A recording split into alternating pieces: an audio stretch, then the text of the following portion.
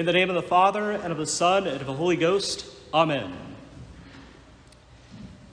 Dear faithful, the mystery of Christ's immense love for us is revealed with great brilliance in the fact that the dying Savior bequeathed his mother, gave his mother to the disciple St. John these words, "Behold thy son." Now in St. John, as the Church has constantly taught, Christ designated the whole human race, each and every one of us, and in the first rank, that they who are joined to Christ by faith. It is in this sense that St. Anselm of Canterbury says, "What dignity, O Virgin, could be more highly prized than to be the mother of those to whom Christ deigned to be father and brother?" With wonderful care, Mary nurtured the first Christians by her holy example, by her authoritative counsel, her sweet consolation, and her fruitful prayers. She was, in truth, the mother of the Church from the beginning, the teacher and the queen of the apostles, to whom, besides, she confided a great part of the divine mysteries which she kept in her heart. It's impossible to measure the power and the scope of her offices, her power, since the day she was taken up into heavenly glory in the company of her Son, to which the dignity and the luster of her merits entitle her. From heaven, she began by God's decree to watch over the entire Church, to assist and befriend us as our Heavenly Mother, so that she was so intimately associated with the mystery of human salvation, is just as closely associated with the distribution of graces, which for all time flow to us from Christ's redemption. The power put into Mary's hands is all but unlimited. It is so correct, then, that Christian souls have turned to Mary as though impelled by an instinct of nature, confidently sharing with her their future hopes, their past achievements, their sorrows and joys, commending themselves like children to the care of a bountiful mother. And how rightly has every nation and liturgy, without exception, acclaimed Mary's great renown, which has grown greater with each century. Among her many titles, we find her hailed as Our Lady, our Mediatrix of all graces, the Reparatrix of the whole world, the dispenser of all heavenly gifts, the Co-Redemptrix of our salvation. She has even, as this same holy doctor claims, upheld and given strength to the scepter of the Orthodox faith, that is, the Orthodox Catholic faith. It has been Mary's constant concern to see to it that the Catholic faith stands firmly lodged in the midst of the people, in the midst of the Church, there to thrive in fertile and undivided unity. Many and well known are the proofs of Mary's solicitude, her care for us, manifested from time to time, indeed often repeatedly throughout the centuries, in a miraculous manner.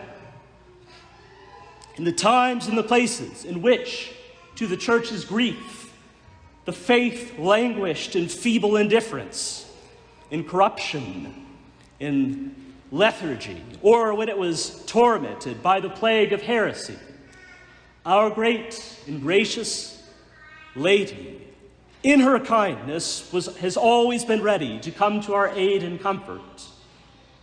Under her inspiration, strong with her might, great men were raised up, illustrious for their holiness and also for their apostolic spirit, and have beaten off the attacks of the wicked adversaries, the heretics, the persecutors of the Church, to lead souls back to virtue, and firing them up with a consuming love of the things of God.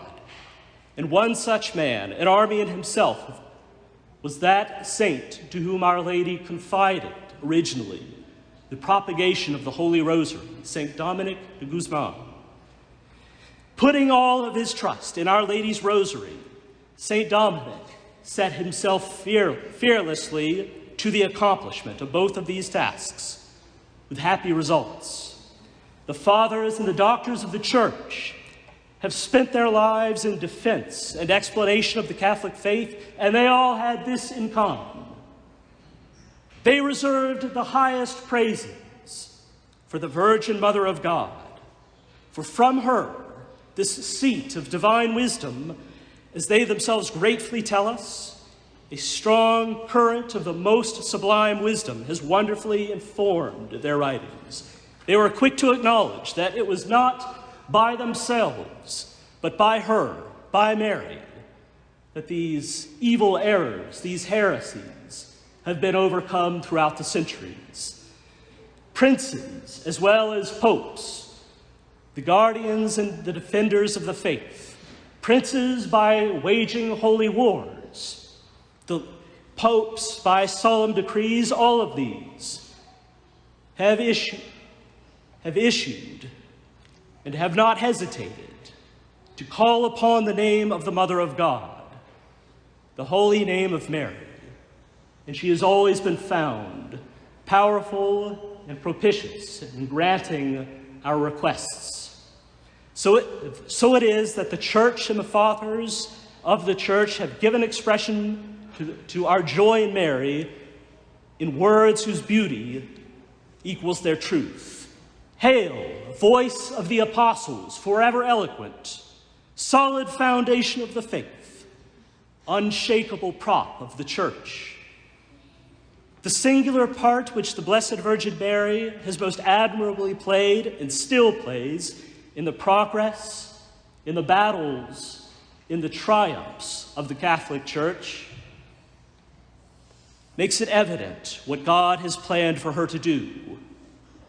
So trust Mary, implore her aid.